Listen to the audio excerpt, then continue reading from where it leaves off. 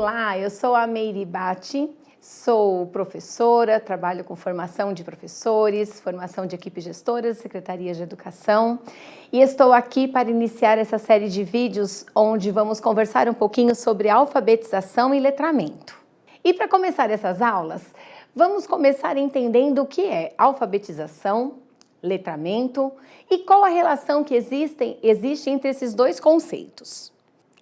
Vamos então entender o que é alfabetização.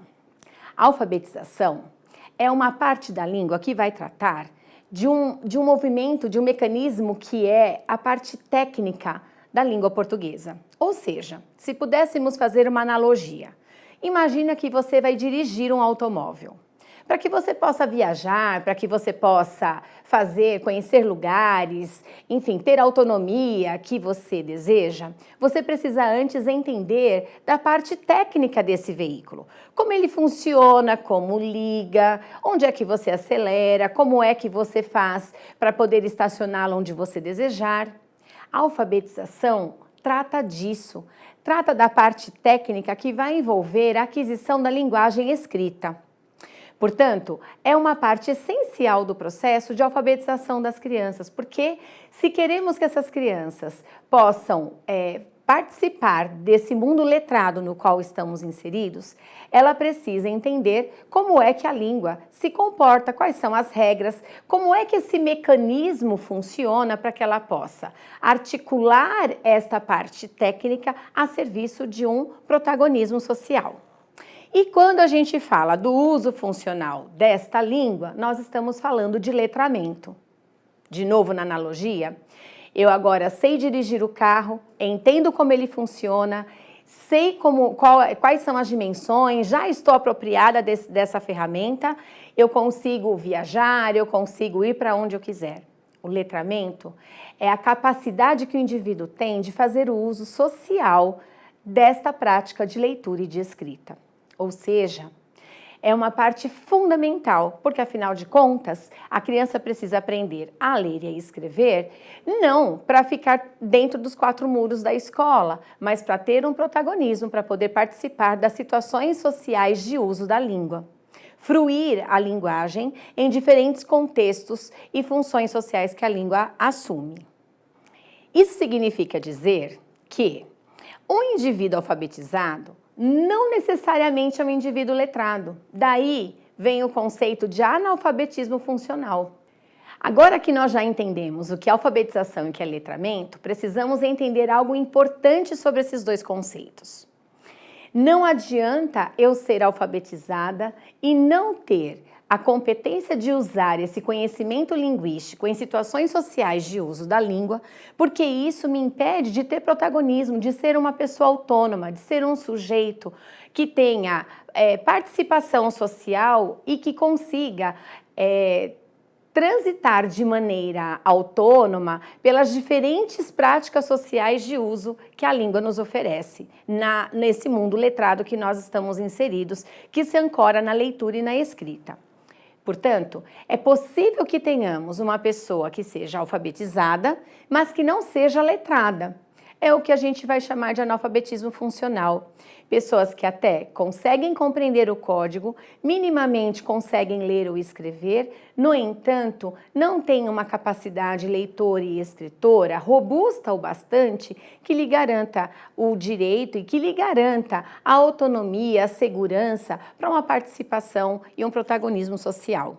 Então, é possível que encontremos pessoas alfabetizadas que não sejam letradas, mas o contrário não é verdadeiro. Não é possível ser letrado sem estar alfabetizado.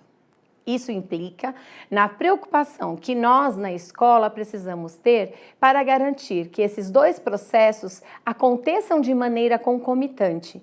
O entendimento da língua a serviço do uso social que ela favorece, que ela pode proporcionar às crianças, aos estudantes, nas mais diferentes faixas etárias e níveis de aprendizagem que eles estejam. Para entender um pouco mais sobre este assunto, vamos ver o que diz a BNCC. Ela vai nos falar que, para pensar no processo de alfabetização, é necessário que o professor entenda que existe a coexistência de duas perspectivas de trabalho. Uma é aquela centrada no texto, que diz respeito ao letramento, ou seja, não vou pensar em alfabetizar a criança para uma prática escolarizada, que só faça sentido dentro desse espaço escolar. A outra é a compreensão desse código, essa parte mais técnica, que envolve compreender quais são os fonemas, quais são os grafemas, entender que o nosso sistema alfabético, ele é fonético, porque é dessa junção, é dessa reunião de saberes que a criança consegue se pronunciar, consegue se manifestar de maneira escrita e consegue fruir os diferentes locais e situações sociais nas quais ela venha a estar inserida. E como nós vínhamos conversando, a BNCC então vai dizer que precisamos, no processo de alfabetização, considerar essas duas perspectivas. A perspectiva do construtivismo, que traz a importância de trabalhar o sistema de escrita alfabética em um contexto de uso social, ou seja, a partir da centralidade do texto, o que significa dizer que eu vou tratar das regras e desse sistema de escrita alfabética em situações nas quais a criança esteja habituada no seu mundo cotidiano, com cantigas de rodas, com brincadeiras, com lista de colegas, com o seu próprio nome, o nome dos amigos, ou seja, ela vai pensando sobre o sistema a partir do uso que ela faz dele nas situações que são reais de uso dessa língua, sem deixar de lado a compreensão da importância de tratar sobre a consciência fonológica, porque seria como negarmos uma informação importante que ajuda a criança a compreender mais rapidamente essa regra e poder usá-la da maneira que bem entender, da forma que atender os seus objetivos.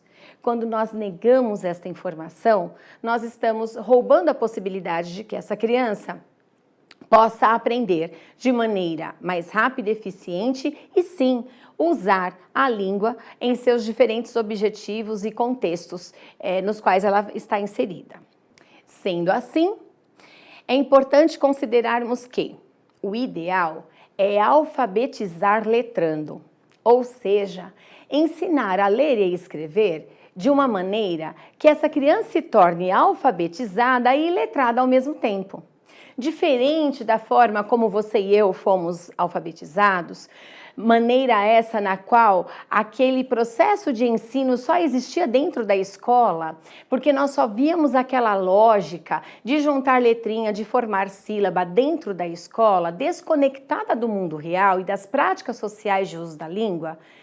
Nesta perspectiva, nós vamos dar importância para a consciência fonológica, vamos entender o peso e o significado que ela tem para a compreensão do sistema de escrita alfabético, mas não é o ou, é o e.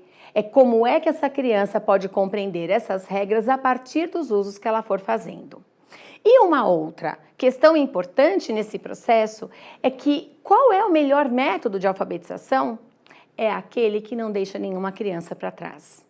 É aquele que considera as possibilidades de aprendizagem, as habilidades que essas crianças já possuem e que são diferentes dentro de uma mesma sala de aula, o repertório cultural que essa criança tem, os conhecimentos prévios que ela apresenta em relação tanto ao sistema quanto ao uso que se faz dele, para adequar esse processo de ensino, favorecendo o movimento de ativação de conhecimentos prévios para que a partir desta ativação, que é vivência, que a criança já traz, ela possa entender esse novo que o professor vai trazendo, ampliando assim o conhecimento desse estudante.